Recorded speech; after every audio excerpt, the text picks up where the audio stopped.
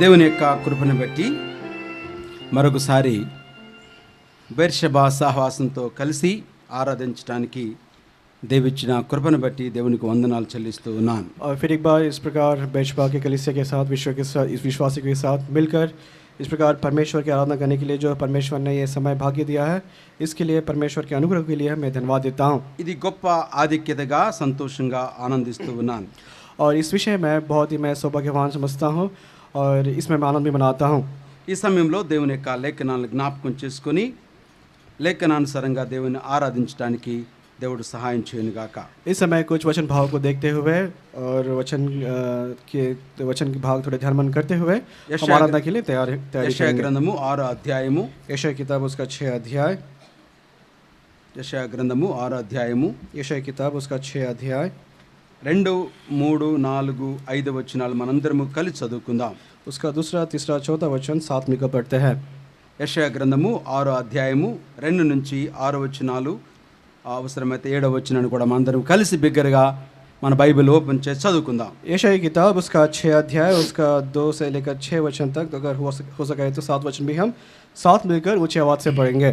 ఆయనకు పైగా उसने ऊंचे पर सराफा दिखाई दिया, उनके 6 पंख थे, 2 पंख से वे अपने मुंह को डालते थे और 2 से अपने पाँव को, और 2 से उड़ रहे थे.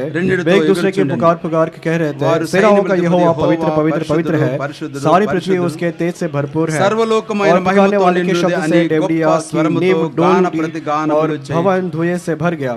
तब मैंने कहा, हाय हाय मैं नष्ट हुआ, क्योंकि मैं अशुद्ध होने वाला मनुष्य हूँ और अशुद्ध होने वाले मनुष्य के बीच में रहता हूँ, क्योंकि मैंने सेनाओं के यहोवा महाराजा को अपनी आंखों से देखा है. तब एक सराफा हाथ में अंगार लिए हुए, जिसे उसने चिमटे से वेदी पर से उठा लिया था, मेरे पास उड़कर आया. మరొక భాగం చదువుకుందాం. और एक वचन भाग को पढ़ते हैं. కీర్తన గ్రంథము भजन संहिता 147వ అధ్యాయము, उसका 147 भजन संहिता 1వ వచనాన్ని అందరూ కలిసి చదువుకుందాం. उसके पहले वचन को साथ मिलकर पढ़ते हैं.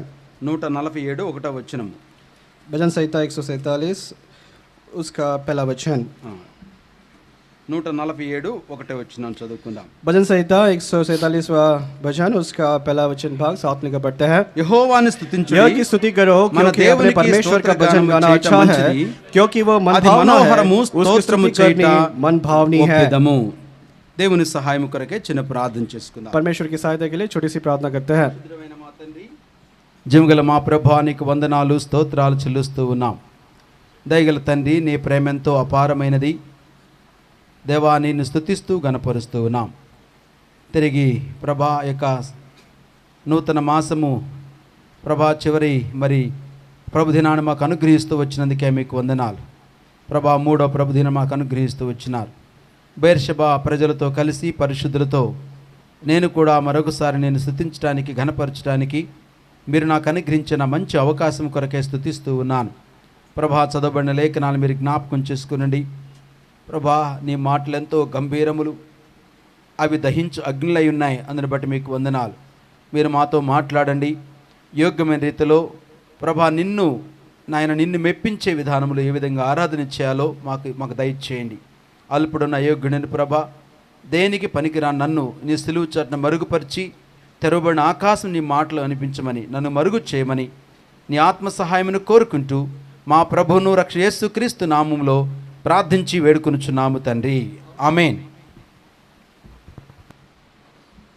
ఈ సమయంలో దేవుణ్ణి ఆరాధించుట కొరకై 2 భాగాలు మన మధ్యకి తీసుకొచ్చినాడు దేవుడు. और इस समय परमेश्वर की आराधना करने के लिए परमेश्वर ने हमारे बीच में 2 वचन भाव को लेकर आए हैं. యెషయా గ్రంథము 6వ అధ్యాయములోను, यशायाह किताब उसका 6 अध्याय में, కీర్తన గ్రంథం 147వ అధ్యాయములోను, भजन संहिता उसका 147वां अध्याय में. ఈ 2 విషయాలు మనం చూచినట్లయితే, अगर ये दोनों विषयों को अगर हम देखेंगे, ఆరాధన అనేది, आराधना कहने से అనగా దేవుని మనం ఆరాధించుట అనేది, अर्थात परमेश्वर की जब हम आराधना మన करते हैं, జీవితంలో ఒక గొప్ప మహోన్నతమైన ఘట్టము. और हमारे जीवन में एक महान ये घट के समान है. ఆ పరిశుద్ధుడైన దేవుడు और पवित्र परमेश्वर పరలోకములో కూడా और स्वर्ग में भी మనమందరము చనిపోయిన తర్వాత हम सब मृत्यु के पश्चात నిత్యత్వంలో ప్రవేశించబడిన తర్వాత उस अनंत काल में जब प्रवेश करेंगे మనందరం ప్రభు సన్నిధిలో చేసే ఏకైక ఒకటే పని ఏంటంటే और परमेश्वर की उपस्थिति में करने वाला एक ही దేవుని एक काम क्या है దేవుని वो స్తుతించటమే परमेश्वर की स्तुति करना है మనకి వేరే పని లేదు ఇక. और कोई काम हमको नहीं है మనకి ఇలాంటి లోకంలో ఉన్న పనులన్నీ और इस संसार में जैसे काम होते ఉద్యోగ हैं బాధ్యతలు గాని नौकरी की जिम्मेदारी వంటశాలలో పని చేయటం గాని और किचन में काम करना हो లేకపోతే ఉద్యోగాలు చేయటం గాని और नौकरियां करना हो భార్య భర్తలతో నివసించడం కానీ और पति पत्नी के साथ निवास करना हो ఎలాంటి బాధలు లేవు ఇక. और किसी प्रकार का दुख नहीं होगा ఇక ఎలాంటి ఏర్పాటు నీ కొరకు చేసుకోవాల్సిన అవసరం और లేదు. किसी प्रकार के योजनाएं को आपके लिए बनाना वहां पर जरूरी नहीं है ఈ విషయం మీకు ఎంతమందికి తెలియదు నాకు తెలియదు కానీ और ये बात कितने लोगों को पता है मुझे तो नहीं पता है పరలోకములో स्वर्ग में పరిశుద్ధులకి అనుభవించినటువంటి ఒకే ఒక ఆ భాగ్యము లేదా బాధ్యత ఏంటంటే और पवित्र जनों को स्वर्ग में दिए हुआ एक ही जो सौभाग्यता क्या है దేవుని సన్నిధిలో దేవుని ఆరాధించటమే. परमेश्वर की उपस्थिति में परमेश्वर का आराधना ही करना है ఏమని ఆరాధిస్తామంటే और क्या कर कर आराधना करना है పరిశుద్ధుడు పరిశుద్ధుడు పరిశుద్ధుడు పరిశుద్ధుడు పరిశుద్ధుడు. पवित्र पवित्र पवित्र और पवित्र ఆరాధ్యాలు మనం చూసాం కదా. 6 अध्याय में ఒకసారి हमने చూడండి ఆ విషయాన్ని. एक बात को देखते हैं 6 अध्याय में जो वचन भाग ఒకసారి पढ़े हैं చూడండి.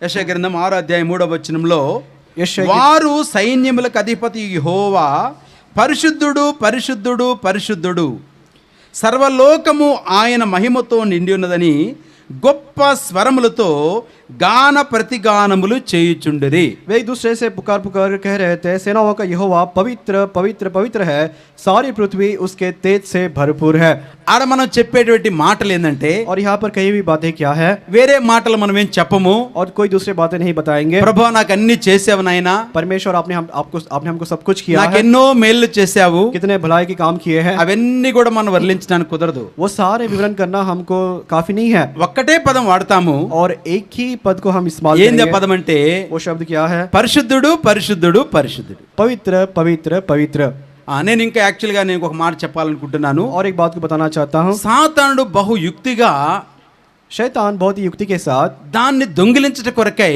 उसको चुराने के लिए ఇటీవల కాలంలో కూడా और इस काल के समय में भी అన్య జనాంగం కూడా ఒకటే పదం వాడుతున్నారు. अन्य जाति भी एक ही इस वचन को इस्तेमाल कर रहे हैं నేను కూడా అనేకమైనటువంటి ఆ గవర్నమెంట్ ఆఫీసెస్కి వెళ్ళినప్పుడు और बहुत सारे गवर्नमेंट ऑफिस को जब मैं जाता हूँ వాళ్ళ యొక్క రూముల్లో ఆఫీసులో उनके रूम में उनके ऑफिस में ఒక చిన్న శబ్దము, और एक छोटी सी आवाज అది ఏముండదు చిన్న శబ్దం అంటే మనకి వినపడినట్టుగా.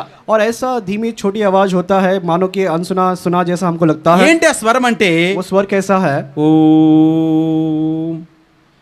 అవునా?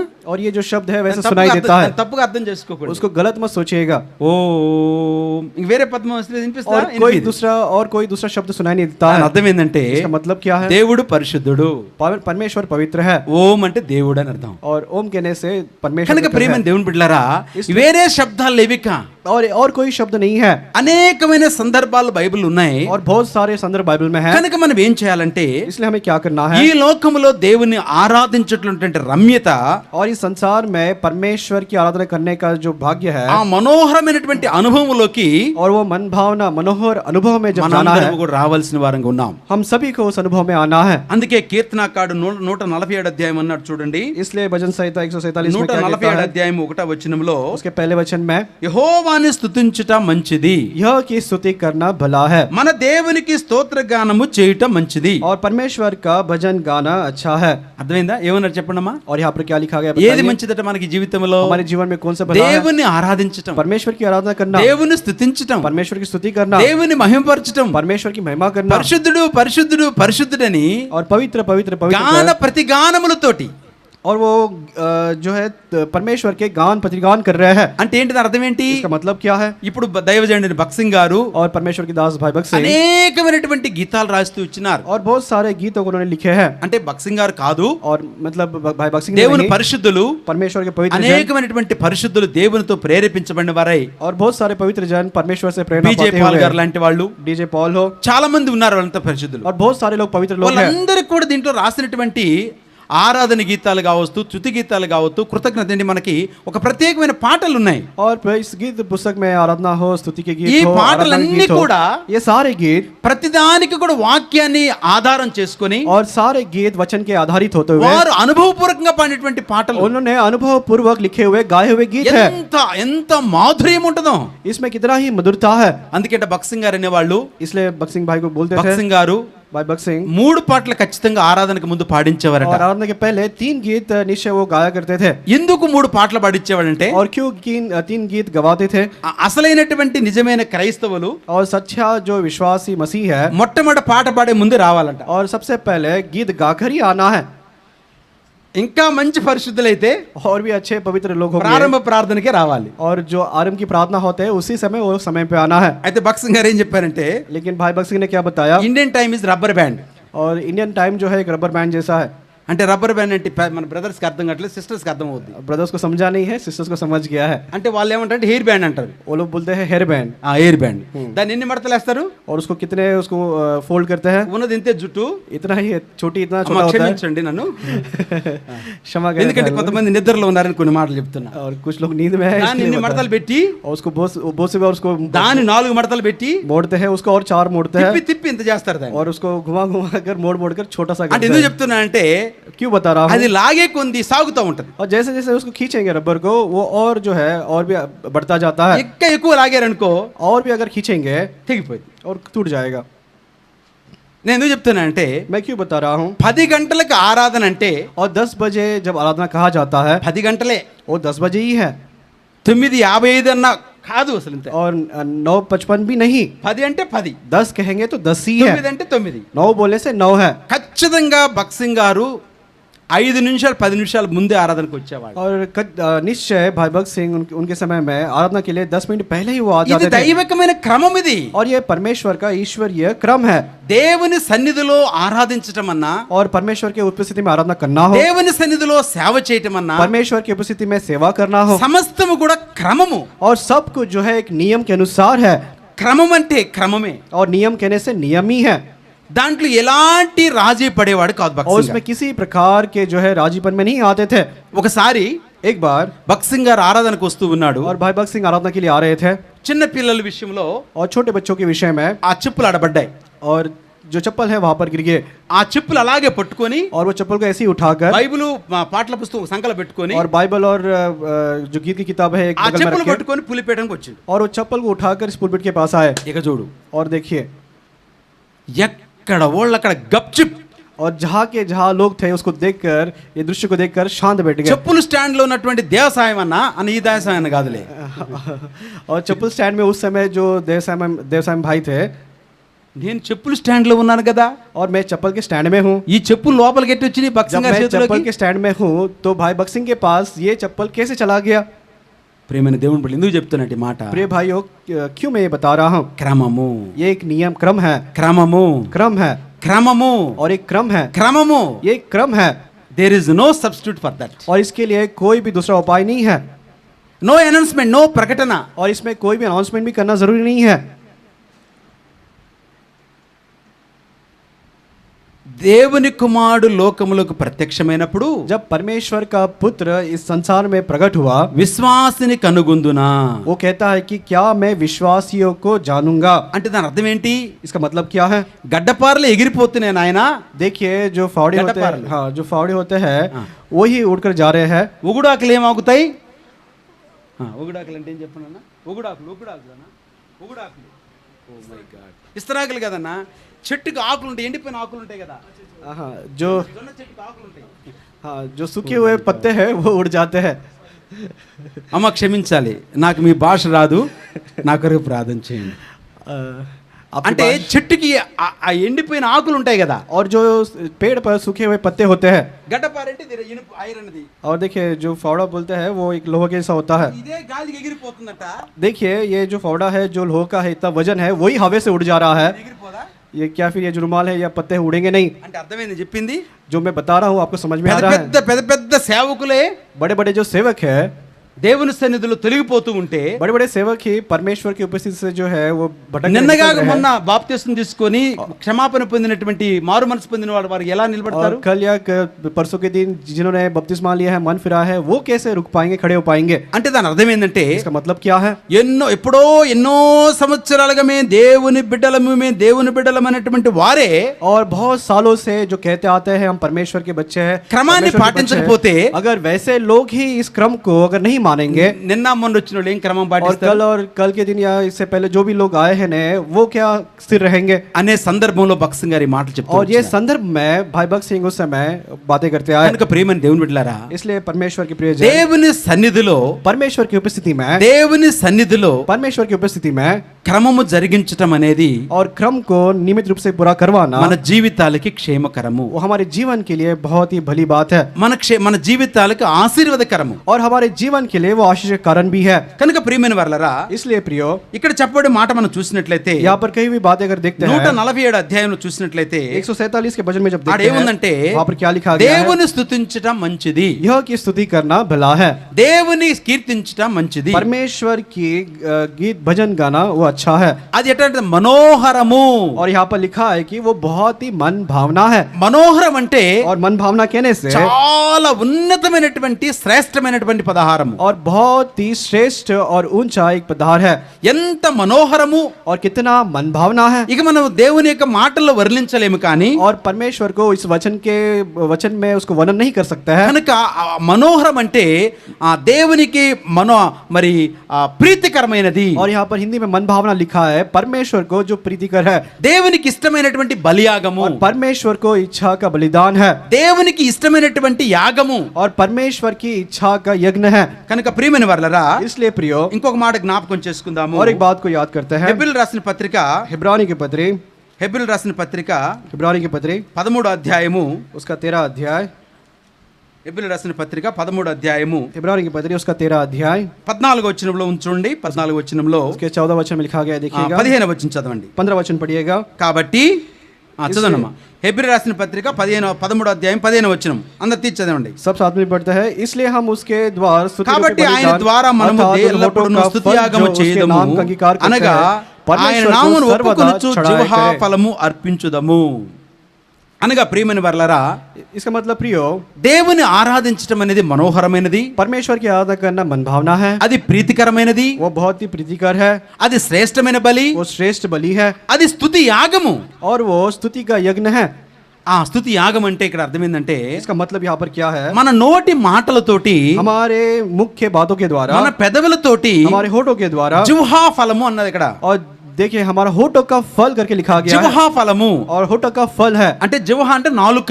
और देखिए होठ मतलब होठों से यहाँ पर लिखा गया నాలుక నుంచి అటువంటి మాటలు, है, और इस होठों से आई हुई बातें हैं, ఆ మనోహరమైన మాటల్ని और ये मन भावनी सारे बातें దేవుని ఆరాధించడం అంటాం. परमेश्वर की आराधना करना हम इसको कहते కనుక हैं. ఇట్టి యాగము మనకు మంచిది అంటున్నాడు. और देखिए इस प्रकार का जो बलिदान है, यज्ञ है, हमारे लिए जरूरी है. ఇంకొక మాట చూసుకుందాం और చూడండి. एक बात को देखते हैं, హోషేయ देखिएगा. గ్రంథము 14వ అధ్యాయంలో होशे किताब उसका హోషేయ గ్రంథము होशे किताब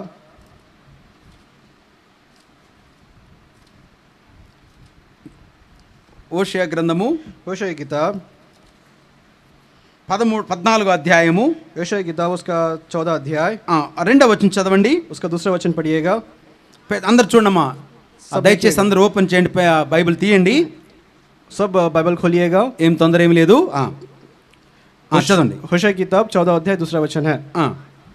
మాటలు సిద్ధపరచుకొని యెహోవా యొద్దకు తిరుగుడి, మీరు ఆయనతో చెప్పవలసింది ఏమనగా, మా పాపములన్నిటినీ పరిహరింపుము, ఎడ్లకు బదులుగా నీకు మా పెదవులు అర్పించుతున్నాము, నీవు అంగీకరింపదగినవి అవే మాకు ఉన్నవి.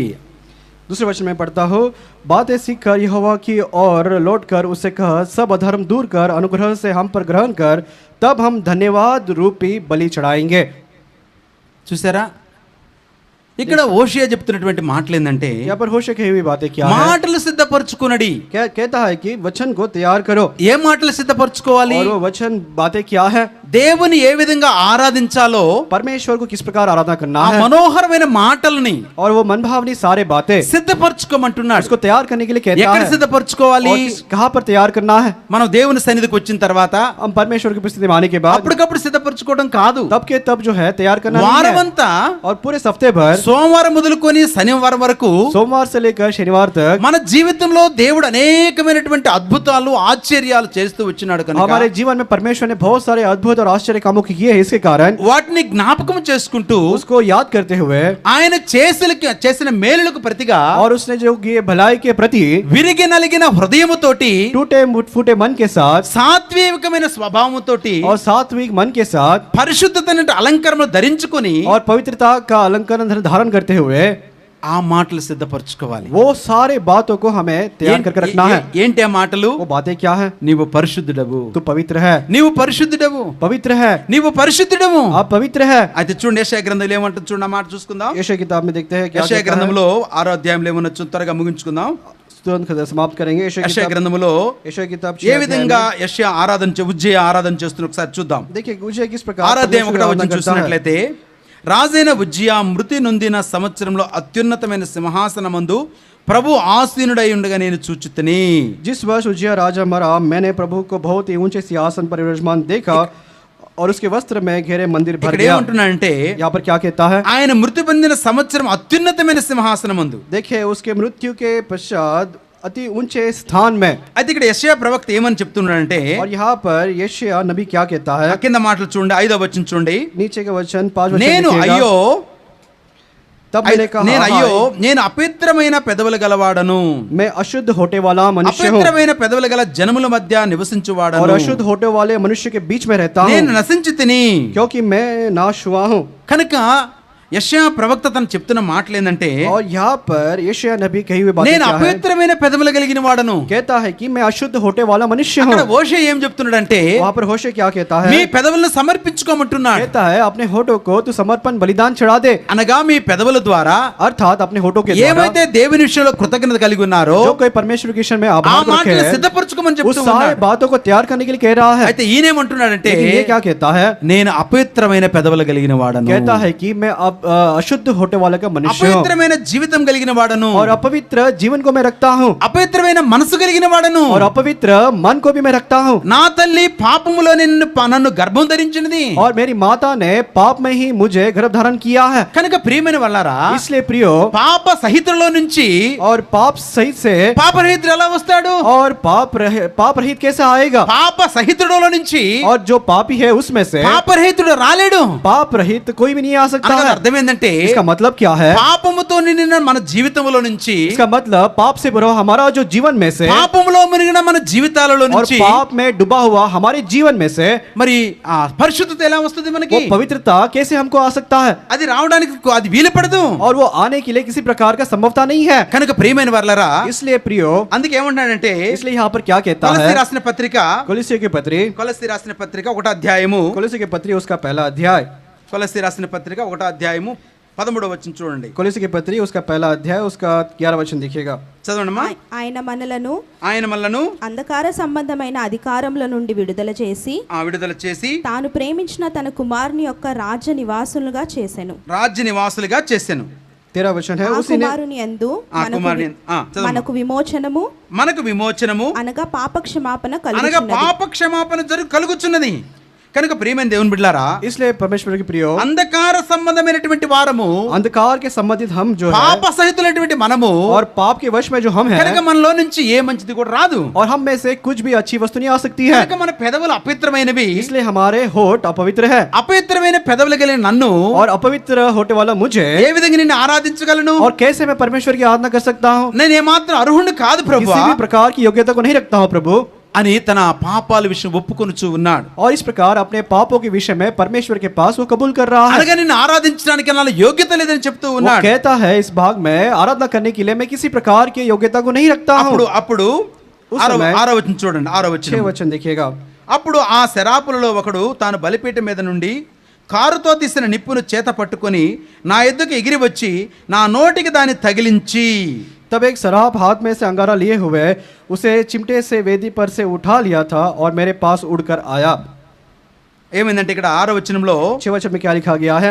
ఒక కారు నిప్పును తీసుకొని देखिए एक अंगार को लिए 7వ వచనంలో నీ పెదవులకు తగిలిన గనుక और तेरे मुंह को छू लिया इस कारण, నీ పాపమునకు ప్రాయశ్చిత్తమాయెను। तेरे होठों को छू लिया इस कारण तेरे अधर्म दूर हो गए, उसका पाप क्षमा हुआ है। కనుక ప్రియమైన దేవుని బిడ్డలారా, इसलिए प्रियो, ఏ విధంగా అపవిత్రమైన పెదవులు कैसे ये अपवित्र अशुद्ध होठ है, పరిశుద్ధమైనటువంటి పెదవులుగా మార్చబడ్డాయంటే इस प्रकार पवित्र होठों में कैसे बदल गया? ఎలా జరిగిందంటే పెదవులకి ఆ యొక్క కారు నిప్పు తగులున బట్టి और ये अंगारा उस होठों को लगने के बाद वो पवित्र हुआ है। ఈ కారు నిప్పు ఏమి సూచిస్తుందంటే और ये अंगारा क्या दिखाता है? దేవుని సన్నిధి, वो परमेश्वर की उपस्थिति को दिखाता है। దేవుని యొక్క అగ్ని, वो परमेश्वर का आग है, అనగా దేవుని మాటలు, अर्थात वो परमेश्वर के वचन है। ఎందుకంటే మన దేవుడు దహించు అగ్ని అయి ఉన్నాడు। क्योंकि भस्म करने वाला आग हमारा परमेश्वर है, కనుక దహించు అగ్ని అనేటువంటి దేవుడు, और भस्म करने वाली आग ये परमेश्वर, ఆయన వాక్యము కూడా దహించు అగ్ని, और उसका वचन भी भस्म करने वाला आग के समान है। ఎప్పుడైతే దేవుని మాటలు మన నుంచి వస్తాయో, जब हमारे मुख से परमेश्वर के बातें आते हैं, ఆ మాటలు మనం విన్నప్పుడు, जब इस वचन को हम सुनते ఆ हैं, మాటలకు లోబడినప్పుడు, जब इसकी आज्ञाकारी हम बनते हैं, అప్పుడు మనం పరిశుద్ధపరచబడతాం। तब हम पवित्र किए जाते हैं। అదే విశ్వాసం అంటే। और यही विश्वास कहने కనుక से, ప్రియమైన వారలారా, इसलिए प्रियो, ఇక్కడ కూడా మన ఆ కుమారుని యందు విమోచనము, देखिए उस पुत्र में छुटकारा अर्थात पाप की क्षमा है। విమోచనం అంటే విడుదల। और छुटकारा प्रायश्चित मतलब छुटकारा है। దేని నుంచి విడుదల? और किससे ये छुटकारा है? అపవిత్రమైన పెదవుల నుంచి విడుదల, अपवित्र होठों से छुटकारा है, అపవిత్రమైన జీవితం నుంచి విడుదల, अपवित्र जीवन से छुटकारा है, అపవిత్రమైనటువంటి మనసు నుంచి విడుదల। अपवित्र मन से छुटकारा है। ఒక మాట చూద్దాం, एक बात को देखते हैं, తెస్సలోనికీయులకు రాసిన పత్రిక थेसलोनिके पत्री, లేదంటే ఎఫెసీ రాసిన పత్రిక 2వ అధ్యాయము एफेसी की पत्री उसका दूसरा अध्याय देखते हैं, 3వ వచనం చదవండి। उसका तीसरा वचन ఎలాంటి पढ़ेंगे। అపవిత్రత కలిగి ఉన్నామో చూద్దాం। हम किस प्रकार के अपवित्रता को रखे हैं? వారితో ఎఫెసీ రాసిన కలిసి 2:3 వచనం చదవండమ్మా। दूसरा तीसरा वचन, వారితో కలిసి మనమందరమును ఆ. శరీరం యొక్కయు మనస్సు యొక్కయు కోరికలను నెరవేర్చుకొనుచు ఆ. మన శరీరాశలను అనుసరించి ఆ. మునుపు ప్రవర్తించుచు ఆ. కడమ వారి వలనే ఆ. స్వభావ సిద్ధముగా దైవోగ్రతకు పాత్రులమై ఉంటిమి। ఇక్కడ గమనించినట్లయితే यहाँ पर ध्यान दें इस वचनों में, శరీరం యొక్కయు और शरीर के మనసు యొక్కయు और सारे मन के కోరికలు నెరవేర్చుకుంటూ सारे इच्छाओं को पूरा करते हुए మన పెదవులని అపవిత్రం చేసుకున్నాం, हमारे होठों को हमने अपवित्र कर लिए हैं, మన మనసును हमारे అపవిత్రపరుచుకున్నాం, मन को हमने अपवित्र किए हैं, మన జీవితాన్ని అపవిత్రపరుచుకున్నాం। हमारे पूरे जीवन को अपवित्र किए हैं। కనుక इस कारण పాప సహితులలో నుంచి और पाप सहित में से ఆ పరిశుద్ధమైన మాటలు రావడానికి వీలు లేదు। वो पवित्रता के बातें आना वो संभव नहीं है। ఆ మాటలు చూసుకున్నారండి। इस बातों को देखते हैं, సామెతల గ్రంథము, యోబు గ్రంథము, आयुब की किताब, యోబు గ్రంథము आयुब की किताब 14వ అధ్యాయము 4వ వచనం చదవండమ్మా। 14 अध्याय उसका 4 वचन पढ़िएगा। పాప సహితుల్లో ఉండి పాప సహితుల్లో నుండి పాపరహితుడు పుట్టగలిగిన పాపరహితుడు పుట్టగలిగిన మేలు। अशुद्ध वस्तु से शुद्ध वस्तु को कौन निकाल सकता है? कोई नहीं। కనుక ప్రియమైన వారలారా, పాప సహితుడు అనగా देखिए यहाँ पर पाप सहित इसका मतलब क्या है? పాపము కలిగిన వాడు। इसका मतलब है जो पाप को रखा हुआ है, పాపరహితుడు అనగా और पाप रहित कहने से పాపం లేనివాడు। वो पाप रहे जिसमें पाप नहीं है। మరి పాపము కలిగిన వాడి నుంచి పాపరహితుడు ఎలా వస్తాడు? और जिसमें पाप है उसमें से ये पवित्र कैसे आ सकता है? చెప్పండి। आप बताइए। విషపు పాలలో నుంచి మంచి పాలు వస్తాయా? और विष के जो दूध है उसमें से क्या अच्छा दूध निकल सकता है? కనుక ప్రియమైన దేవుని బిడ్డలారా, इसलिए प्रिय परमेश्वर యోబు గారు అయ్యోబు అలాగే చెప్తూ ఉన్నాడు, आयुब भी यहाँ पर इस बातों को कहता है। పాప సహితుడిని। देखिए कहता है कि अशुद्धता को रखते हुए पाप सहित है। అయితే ఈ విషయంలో इसका मतलब इस विषय में అట్టి నరుడు ऐसा जो मनुष्य है ఎవరు లేరు। कहता है कि कोई भी नहीं है। కనుక మనం అందరము కూడా इस कारण हम सभी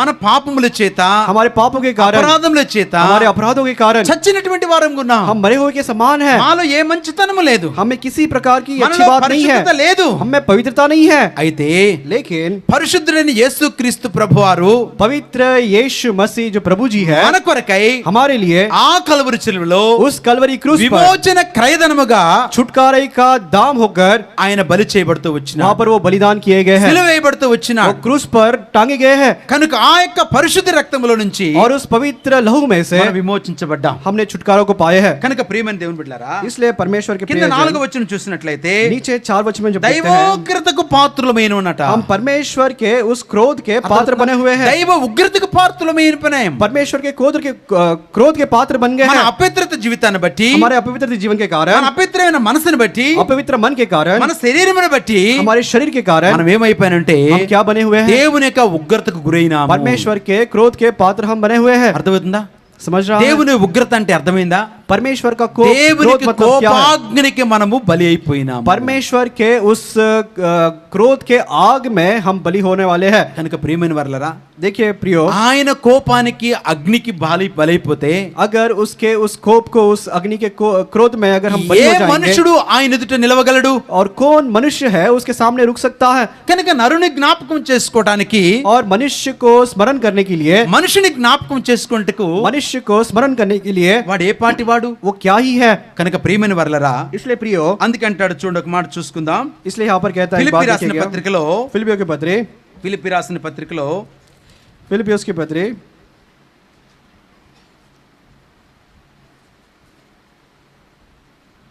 తిమోతి రాసిన పత్రిక ఒకసారి చూడండమ్మా.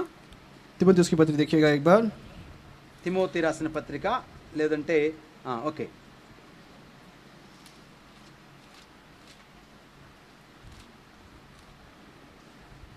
అపోస్తలుడైన పౌలు చెప్పినటువంటి మాట ఏముందంటే ఇక్కడ, और प्रेरित पौल बताई हुई बात क्या है? నేను పూర్వము హింసకుడను దూషకుడను. और मैं पूर्व हिंसा करने वाला था, अंधेर నేను करने वाला పూర్వము था. హింసకుడను మొదటి దూషకుడను. అధ్యాయం 12 వచనం. ఎంతమ్మా?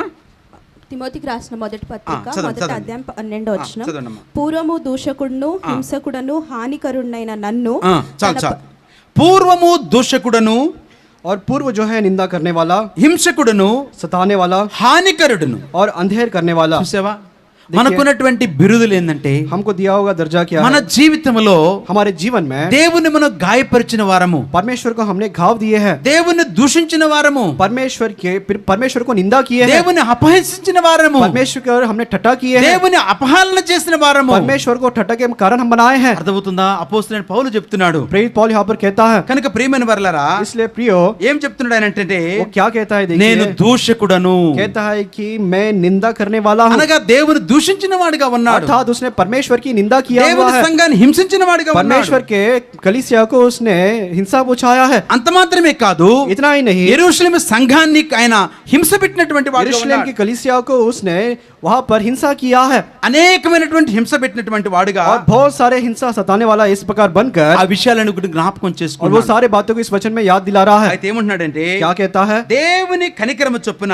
परमेश्वर के करुणा के अनुसार, దేవుని కృపను బట్టి परमेश्वर के अनुग्रह के నేను कारण కనికరించబడుతూ వచ్చినాను. मैं उस दया को पाया हुआ हूँ. అది దేవుని కృపే. ये परमेश्वर का अनुग्रह ही है. కనుక ప్రియమైన దేవుని బిడ్డలారా, इसलिए परमेश्वर के प्रियो, మన జీవితంలో కూడా हमारे जीवन में भी మనం ఏ విధంగా కూడా దేవుణ్ణి మనము గణపరచలేము. और किसी रूप से परमेश्वर की आदर हम नहीं कर सकते हैं, ఏ విధంగా కూడా మనం ఆయన సంతోష పెట్టలేము. किसी प्रकार से परमेश्वर को हम प्रसन्न नहीं कर सकते हैं. ఆయన ఏమంటున్నాడంటే, वो क्या कहता है? ఆ అపవిత్రమైన పెదవులని कहता है वो దేవుని अशुद्ध వాక్యము होठों को ద్వారా, परमेश्वर के वचन के द्वारा, దేవుని యొక్క రక్తము ద్వారా, परमेश्वर के लहू के द्वारा, దేవుడి విమోచన క్రయధనము ద్వారా, परमेश्वर के छुटकारे के दाम के द्वारा మనము మరి పరిశోధించబడిన వారంగా, हम देखिए हम परखे हुए के समान దేవుడు చేసిన మేలు జ్ఞాపకం చేసుకుంటూ परमेश्वर के किए हुए सारे भलाई को याद దేవుని करते हुए ఆరాధించడానికి బద్దులమై ఉన్నాం. और परमेश्वर की आराधना करने के लिए हम कितने ही उसके ऋणी కనుక बने हैं. దేవుని బిడ్డలారా, इसलिए परमेश्वर के प्रियो, ఇక్కడ మరి ఆ అపోస్తలుడైన పౌలు పాడినటువంటి ఒక మాట కూడా జ్ఞాపకం చేస్తూ और यहाँ पर प्रेरित पौल के द्वारा एक गीत वो भी हम याद, 230 దావి మన కీర్తన గాని చూసినట్లయితే, भजन ये गीत किताब में से 230 से तेलुगु में है. హానికరుడ హింసకుడను దేవాదోషకుడను నేను, హానికరుడ హింసకుడను దేవదోషకుడను నేను, అవిశ్వాసినైనా నన్ను, అవిశ్వాసినైనా నన్ను ఆదరించినావుగా,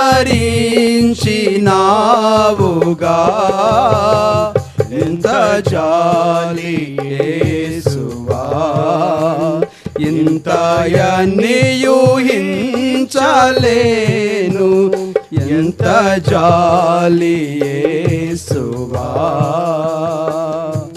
ప్రియమైన దేవుని బిడ్డలారా, इसलिए परमेश्वर के प्रियो, ఎంత అద్భుతమైనటువంటి మాటలంటే ये कितना ही अद्भुत वचन తన भाग है। జీవితంలో उसके जीवन में ఎంతో కృతజ్ఞుడైపోయినాడు. कितना ही वो धन्यवाद आभारी समान बन गया है। కనుక ఈ ఉదయకాల సమయంలో కూడా इस सुबह के समय में भी దేవుడు మన జీవితంలో చేసిన అనేకమైన మేలు ఉన్నాయి. परमेश्वर ने हमारे जीवन में किए हुए बहुत सारे उपकार है అనేకమైన మేలు చేస్తూ और వచ్చినాడు. बहुत सारे उपकार ये भलाई के काम किए हैं। ఎందుకంటే कारण क्या है? ఆయన మనల్ని జ్ఞాపకం చేసుకుంటూ వచ్చినాడు. कारण ये है परमेश्वर ने हमको याद किया हुआ है। ఏమని జ్ఞాపకం చేసుకున్నా उसने అంటే क्या कर हमको स्मरण किया है? నరులు కేవలము ఉట్టి ఊపిరి వంటి వారు. कहता है कि नर केवल एक श्वास के समान है।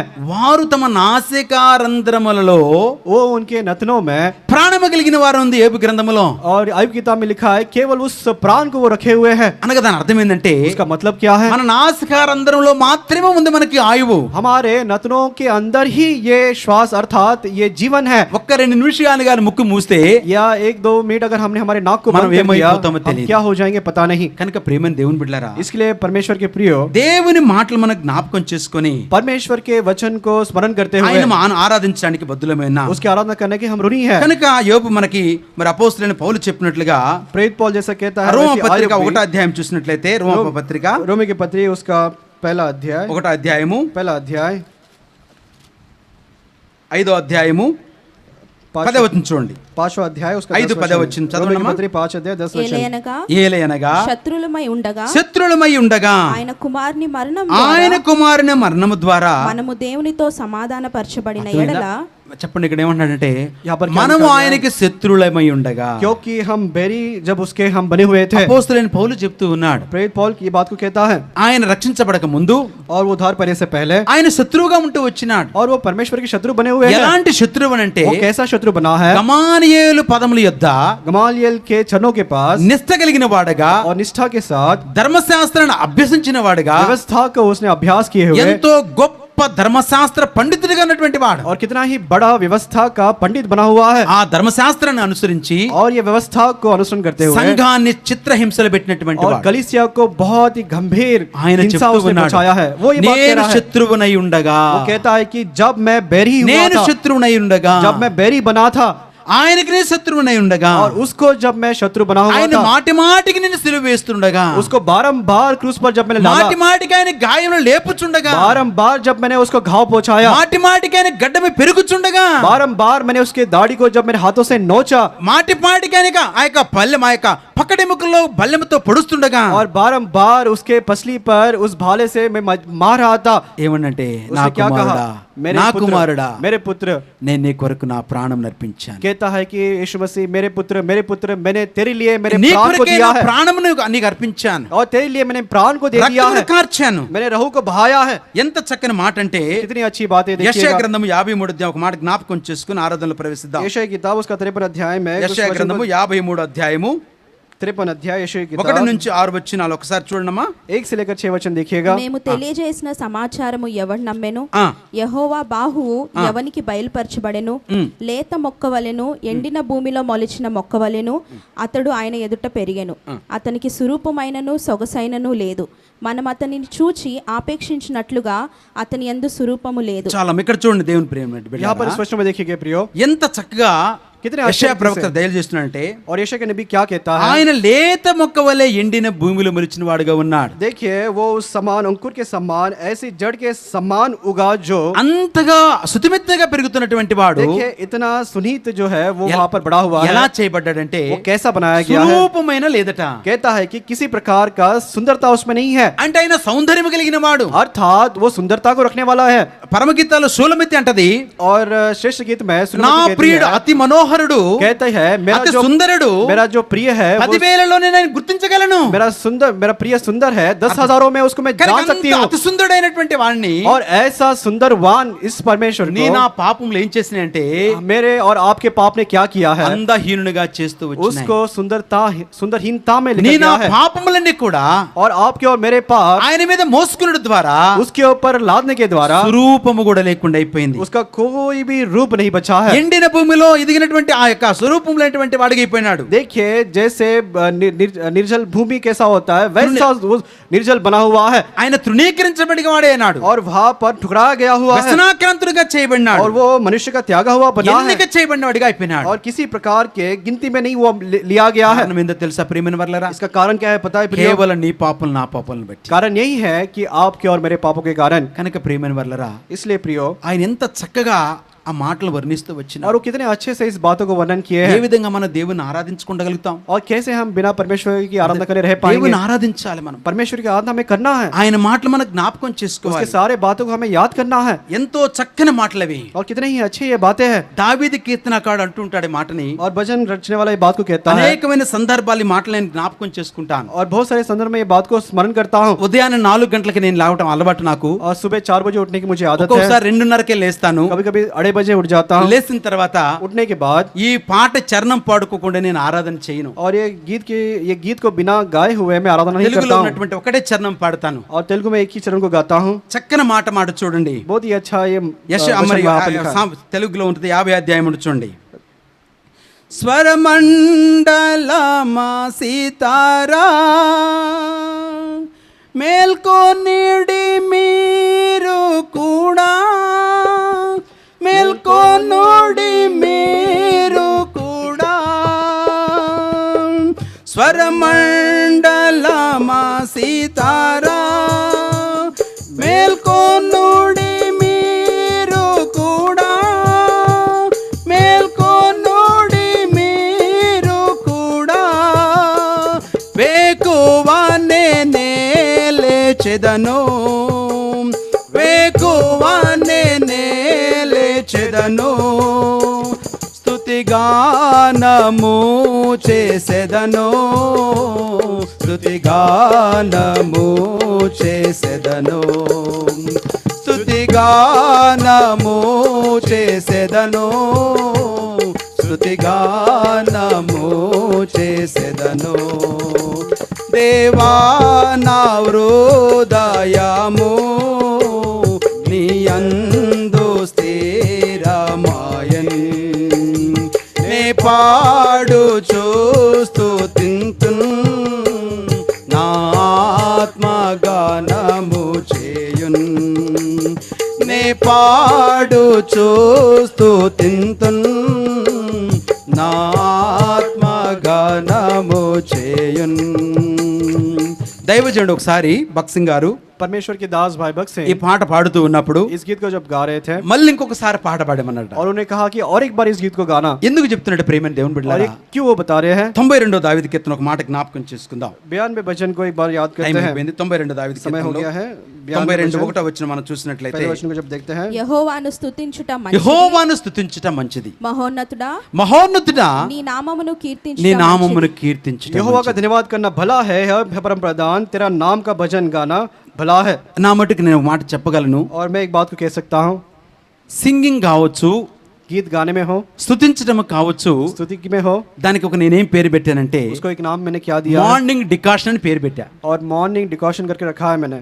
మార్నింగ్ డికాషన్ అంటే मॉर्निंग डिकॉशन मतलब क्या है? పెద్ద వయసు వారు, जो बड़े जो लोग होते हैं, కొంతమంది వయసు అయినటువంటి వాళ్ళు जिनका उम्र बड़ा है, ఉదయం లేవగానే जैसे सुबह उठते हैं, లేవటం తోటే जैसे ही उठते हैं ఏమడుగుతారు? वो क्या पूछते అమ్మా हैं? కొంచెం కాఫీ పెట్టి అమ్మా, वो पूछते हैं थोड़ा कॉफी आप रख दो, కొంచెం తలనొచ్చుతుందమ్మా. हाँ सर दुख रहा है. ఆ చిన్న కాఫీ తాగిన తర్వాత थोड़ा सा कॉफी पीने के बाद అప్పుడు రిలాక్స్గా ఉంటుంది. थोड़ा वो आराम पाते हैं.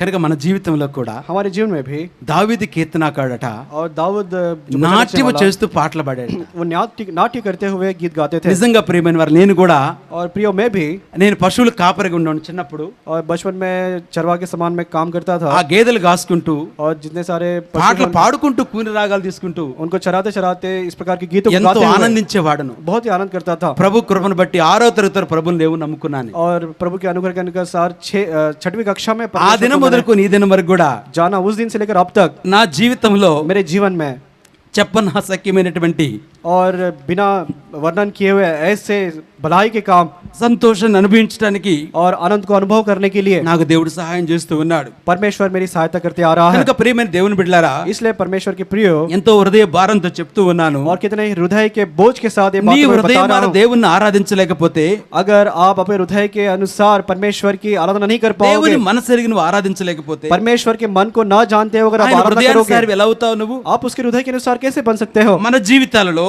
हमारे जीवन में స్తుతించడము ఆరాధించడం అనేది स्तुति करना, उसकी आराधना करना, ఒక నిత్యమైన భాగంగా అయిపోవాలి. और ये नित्य हमेशा रहने वाला भाग बन जाना चाहिए। దేవుని స్తుతించట్లోనే परमेश्वर की स्तुति करने में ही ఆశీర్వాదాలను కూడా గుప్తమై ఉన్నాయి. उसी में सारे आशीर्वाद छिपे हुए చాలా हैं। మందికి తెలియదు ఈ విషయం. बहुत सारे लोगों को पता नहीं है बात, ప్రార్థన చేస్తూ ఉంటారు కానీ प्रार्थना करते रहते हैं, నా మటుకు నేనైతే लेकिन मैं చాలా తక్కువగా ప్రార్థన చేస్తాను. बहुत कम मैं प्रार्थना करता हूँ, ఎందుకంటే మేము ఒక లిస్ట్ రాసుకున్నాం కుటుంబంలో, क्योंकि हमने परिवार में एक लिस्ट को लिखा ఒక है, 12 పాయింట్లు రాసుకున్నాం మేము. एक 12 पॉइंट को हमने लिखा है। అవన్నీ చూసినప్పుడల్లా वो सब जब हम देखते हैं, దేవుడు మా జీవితంలో చేసిన మేలు జ్ఞాపకం చేసుకొని, परमेश्वर हमारे जीवन में किए हुए सारे నేను बड़े నా काम భార్య ఇద్దరు కుమారులు దేవుని స్తుతిస్తూ को, और ఉంటాం. मैं पत्नी और बच्चे हमेशा उसकी स्तुति करते हैं। ఎందుకంటానంటే ఆ మాట నేను ये बात क्यों मैं कह रहा हूँ? యెషయా గ్రంథం 3వ అధ్యాయంలో ఒక మాట ఉంది చూడండి. यशायाह किताब के 3 अध्याय में एक बात है, देखिएगा। 3వ అధ్యాయంలో ఒక మాట ఉంది, यशायाह किताब उसका నాకు दूसरा ఎప్పుడు अध्याय, ఎంతో ఇష్టమైనటువంటి మాట. ये बहुत ही मुझे पसंद आने యెషయా वाली గ్రంథము 3వ అధ్యాయం 1వ మాట చదవండి కింద. ఆలకించుడి ప్రభువును సైన్యమధిపతి యెహోవా పోషక పోషణమును పోషణాధారమును అన్నోదకముల ఆధారమును పోషణము. सुनो, प्रभु सेनाओं का यहोवा यरूशलेम और यहूदा का सब प्रकार का सहारा और అంటే सरहारा, దాని అర్థం ఏం తెలుసమ్మా? अर्थात अन्न और सारा आदर। దేవుడే మన పోషణము, इसका मतलब ये है దేవుడే మన ఆధారము, परमेश्वर ही हमारा पोषण करने वाला हमारा आधार है, మన అన్నోదకములకు और सारे हमारे अन्न का सारे अन्न के लिए, నువ్వేమి కలిగి ఉన్నావో और जो भी आप अपने रखे हैं, వాటన్నిటి కారణం ఏంటంటే ప్రభువే. वो सारे का कारण क्या है? वो प्रभु ही है, ఇక మనకి ఆయన చేయవలసింది ఏమీ లేదు. ఇక और इससे बढ़कर परमेश्वर और कुछ हमारे लिए करना ही ఆయన नहीं है। చేయవలసినంత కూడా సిలువ కార్యముతో సమాప్తి చేశాడు. उसने जो कोई काम किया है उस कलवरी क्रूस के काम में ఇక समाप्त మన कर జీవితంలో दिया है। నిరుత్సాహపడాల్సిన అవసరం లేదు. మన हमारे జీవితంలో जीवन में निराश होने के लिए कोई अभी जरूरत नहीं है। అవి జ్ఞాపకం చేసుకోవాలి. ये सारे बातों को हमें याद रखना है, పూర్వము జరిగిన సంగతులు మనం జ్ఞాపకం చేసుకోవాలి. और पहले हुई सारे घड़ी हुई बातों को हमें మనం ఏమైనా జ్ఞాపకం చేసుకోవాలి. क्या है वो याद रखना है। కనుక మన అన్నోదకములు, हमारे పోషణము, अन्न का सहारा, సర్వమైనటువంటి దేవుని हमारा पाल पोषण सर्व जो परमेश्वर बना हुआ మనం है, ఏ విధంగా ఆరాధించకుండా ఉండగలము? बिना उसकी आराधना करे कैसे हम रह ఈ पाएंगे? కొన్ని మాటలతోటి इस थोड़े शब्दों में దేవుని ఇష్టమైన రీతిలో దేవుని ఆరాధించే దేవుడు సహాయం చేయను. परमेश्वर की इच्छा के अनुसार परमेश्वर की स्तुति आराधना करने के लिए परमेश्वर हमारी सहायता करे।